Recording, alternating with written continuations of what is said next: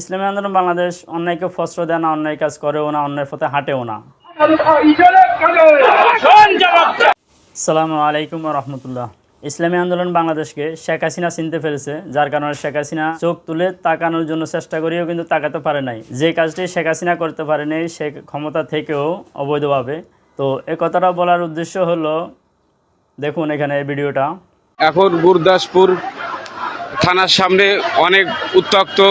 আমাদের ইসলামী আন্দোলন বাংলাদেশ গুরদাসপুর থানা শাখার ইসলামী আন্দোলনের 10 জন কর্মীকে গ্রেফতার করেছে মিথ্যা অপবাদ দিয়ে। গুরুদাসপুর ইসলামী আন্দোলন বাংলাদেশের দায়িত্বশীল এবং কি কয়েকজন কর্মীকে মিথ্যা অপবাদ দিয়ে সেই রাজনৈতিক দলটি যারা ক্ষমতা না এসেও ক্ষমতা দাপট দেখাইতেছে, তারা প্রশাসনের হাতে বন্দি করে ফেলছে মিথ্যা অপবাদ দিয়ে।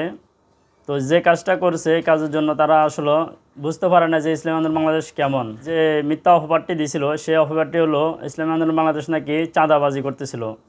চাঁদাবাজি থাক দূরের কথা, ইসলামী আন্দোলন বাংলাদেশে একজন দায়িত্বশীল না, একজন কর্মীও না, একজন সদস্য যদি দুই একটা প্রোগ্রামও গিয়ে থাকে বা একজন সদস্য ফর্ম পূরণ করছে এমন একজন সদস্যও কখনো এই কাজের ধারে কাছেও যাবে না। কারণ ইসলামী আন্দোলন বাংলাদেশ এক কথা বিশ্বাসী, তারা কখনো অন্যায় পথে হাঁটবে না। কারণ ইসলামী আন্দোলন বাংলাদেশ অন্যায়কে প্রশ্রয় দেয় না, এমনকি নিজেরা অন্যায় করেও না।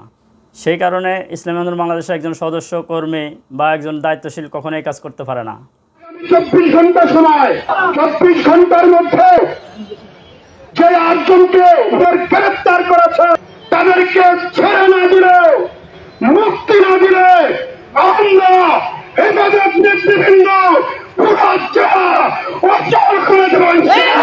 তো এখানে 24 ঘন্টার আলটিমেটাম দেওয়া হয়েছে। 24 ঘন্টার ভিতরে যদি গুরুদাসপুরের সেই দায়িত্বশীলদেরকে বা কর্মীদেরকে ছেড়ে না দেওয়া হয় তাহলে কঠিন আন্দোলনের ডাক দিবে তারা ইসলামী আন্দোলন বাংলাদেশের পক্ষ থেকে।